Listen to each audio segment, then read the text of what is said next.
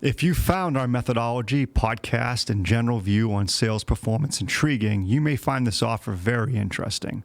And as you know, we don't do them often. Before I share what the offer is, here's 3 brief questions I'd like you to consider. Number 1, do you want to take your prospecting to the next level without being that guy who struggles with solicitation confidence and boundaries?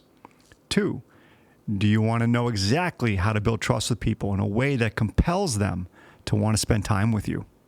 3, do you want to build an outreach cadence and routine that will help you succeed in a hyper-changing business environment? If yes to any of these questions, join Lappin 180 in our new 4-part webinar series that starts February 15th, 2023.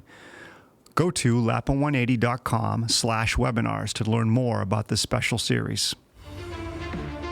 How many times have we all heard people buy from people they like, right? Not necessarily true. People buy from people they trust. When it comes to your prospects, are you more focused on getting them to like you and buy from you, which is your narrative? Or are you more focused on their narrative, which is trying to help them determine what's best for them? Listen to this snippet, and if you want to hear the full-length conversation, scroll back to episode number 2.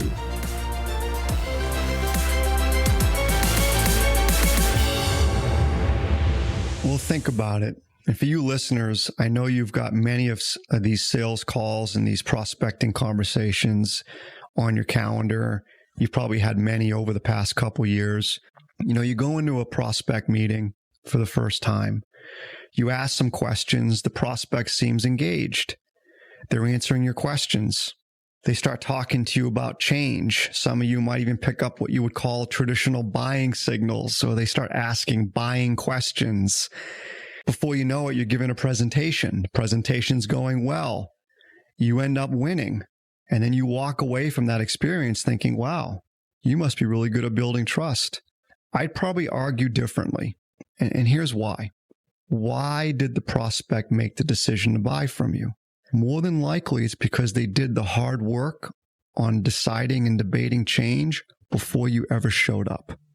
So they fall into that 2 out of 10 category that we talk about, which is 2 out of 10 prospects will think through and decide on change before a sales professional ever shows up. So you ended up sitting with one of those 2 out of 10. A, I'll say congratulations, you got the win.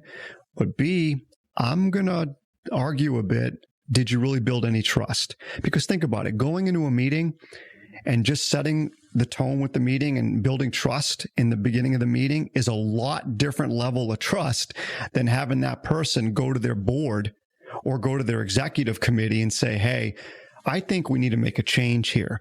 I know nothing's broken with what we're currently doing, but I think we need to go and make a change and do this differently. The level of trust between the beginning of the meeting and just building rapport and having that person go in and champion your solution in a board meeting, very different level of trust. This has been a Breaking Sales Snippet. To hear the rest of the conversation, check out the episode linked in the show notes and subscribe to the show so you're the first to know when a new episode drops.